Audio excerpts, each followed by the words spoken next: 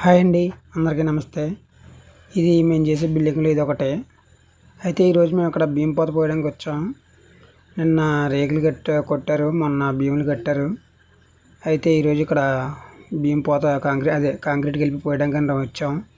ఇది వచ్చేసి చుట్టూ ప్రహారీ పునాది కట్టేసి పెట్టాక అప్పుడు పైన భీమ్ వేస్తాం. దీనివల్ల ఓనర్కి ఒక దగ్గరగా 30,000 రూపాయలు కలిసి వస్తుంది. ఇటుక అయితేనో ఇసుక అయితేనో సిమెంట్ అయితేనో అన్నీ కలిసి వస్తుందండి. దాని గురించి ఈ విధంగా కట్టాం. మీకు డౌట్ రావచ్చు లోపలికి ఎలా ఎక్కుతారని.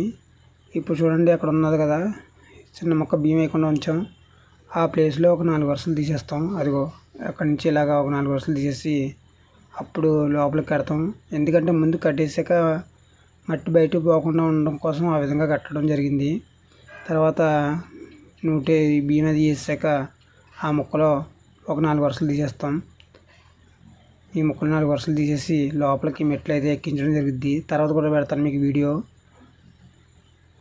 అయితే ఈరోజు కాంక్రీట్ పోతతో పాటు బాక్సులు కూడా ఇద్దరని మా మేస్త్రి అయితే తెంచడం జరిగింది. ఇదిగో మా బ్యాచ్, వీళ్ళే మా బ్యాచ్. పోతకి మిల్లర్ దగ్గర సెట్ చేస్తున్నారు. చూద్దాం పోత అయ్యేటప్పటికి బాక్సులు అయ్యేటప్పటికి ఏ టైం అవుద్దో. మా వాళ్ళు అయితే ఇప్పుడు కాంక్రీట్ కింద పడకుండా ప్లాట్ఫామ్ అయితే చదువుతున్నారు. ఇది చదివాక ఇంకా కొద్దిమంది రావాల్సి ఉంది. వాళ్ళు వచ్చాక పని స్టార్ట్ చేస్తాం. భీమ్కి డోర్లు కొట్టాక ఈ విధంగా అయితే ఉంటుందండి. ఈ డోర్లు కొట్టడం చాలా మంచిది. ఎందుకంటే మనం వైబ్రేషన్ పెట్టడం వల్ల ఈ డోర్లు అటు ఇటు కదిలితే తప్ప గుల్ల రాదండి. అదే బెడ్లు పేర్చడం అయితే బెడ్లు సరిగ్గా సెట్ అవ్వవు. అంతేకాకుండా బెడ్లు కూడా వేస్ట్ అయిపోతాయి. బెడ్ బలంగా రాదు, ముక్క అయిపోద్ది. 2-3 వేలు పోయినా పర్లేదు, రేకు అద్దె తెచ్చుకొని ఇలా కొట్టుకోవడం మంచిది. ఈ గ్యాప్లో అయితే ఇటుకలు పేరుస్తాం. మీరు తప్పదు కదా, అంత చిన్న రేకులు అయితే ఉండవు కాబట్టి ఆ గ్యాప్లో ఇటుకలు పేరుస్తాం. పేర్చాక పని స్టార్ట్ చేస్తాం. ఆల్మోస్ట్ దగ్గరగా చిన్న గ్యాప్లు ఉన్నాయి. ఆ గ్యాప్లు కవర్ చేస్తే మనం పని స్టార్ట్ చేయించండి. మా బ్యాచ్ ఇంకా కొద్దిమంది రావాలండి. వాళ్ళు వచ్చాక పని స్టార్ట్ చేస్తాం. వచ్చిన వాళ్ళు ఖాళీగా ఉండడానికి ప్లాట్ఫామ్ అయితే సదిరారు. మిగతా వాళ్ళ కోసం వెయిట్ చేస్తున్నాం. వాళ్ళు వచ్చాక పని స్టార్ట్ చేస్తామండి. వీళ్ళే అండి మా బ్యాచ్. ఇంకో 2 రావాలి. కాకపోతే వాళ్ళు వచ్చేటప్పుడు లేట్ అవుతుందని మేము పని స్టార్ట్ చేయడానికి చూస్తున్నాం. చూసారు కదండి, ఎవరి కాళ్ళు పని స్టార్ట్ చేయడానికి రెడీ అవుతున్నారు. మా బ్యాచ్లో కోతి ఉందండి. ఆ కోతిని మీకు చూపిస్తాను. అదిగో వీడే మా బ్యాచ్లో కోతి. ఇటు చేసి అన్ని కోతిని ఎక్కువ చేస్తుంటాడు. ఇక వర్క్ స్టార్ట్ చేస్తున్నాం.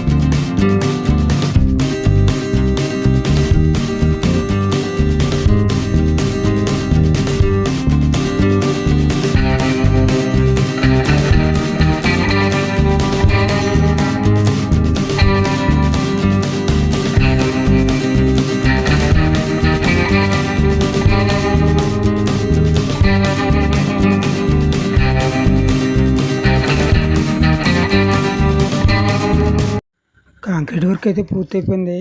బియ్యంలో అయిపోయాయండి. ఇప్పుడు మేము టిఫిన్ చేస్తాం. టిఫిన్ చేసాక ఒక గంట రెస్ట్ తీసుకున్నప్పుడు మళ్ళీ స్టార్ట్ చేస్తాం. మా వాళ్ళందరూ టిఫిన్ చేస్తున్నారు.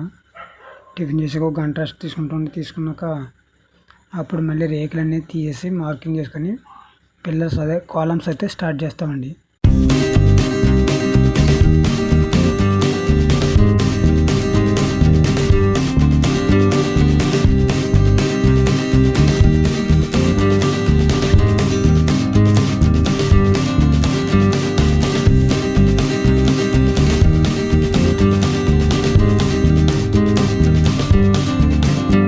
చేసాక ఒక అరగంట రెస్ట్ తీసుకునేటోడికి బియ్యం ఆరిపోయండి. ఇంకో రేకులన్నీ తీసేస్తున్నాం. రేకులన్నీ తీసాక ఇప్పుడు మార్కింగ్ చేసుకొని అప్పుడు కాలమ్స్ అయితే స్టార్ట్ చేస్తాం బాక్సులు బిగించి. ఇప్పుడైతే రేకులన్నీ తీసేసి ఒక చోట పేస్ట్ చేస్తున్నామండి. రేకులన్నీ మొత్తం తీసేసాక అప్పుడు మార్కింగ్ స్టార్ట్ చేసి మార్కింగ్ అయిపోయాక కాలమ్స్ అయితే స్టార్ట్ చేస్తాం. రేకులు మొత్తం తీసేసాక ఈ రకంగా అయితే ఉంటుందండి. రేకులు పెట్టడం వల్ల వైబ్రేషన్ పెట్టడం వల్ల ఎంత నీట్గా వస్తాయి. అదే బెడ్లు అయితే ఈ రకంగా రావు. ఇప్పుడు మార్కింగ్ అయితే స్టార్ట్ చేస్తాం.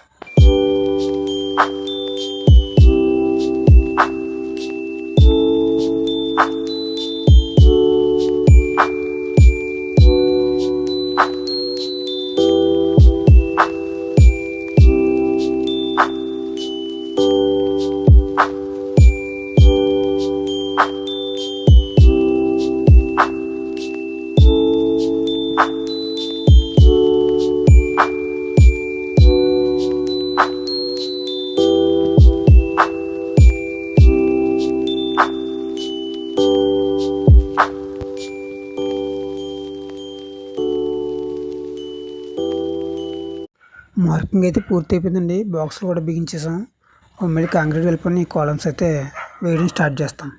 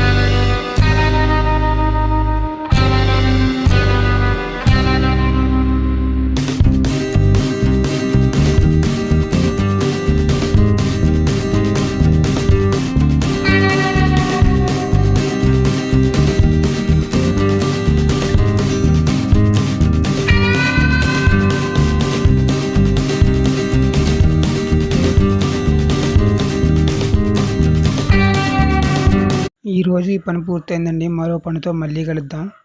బాయ్ అండి.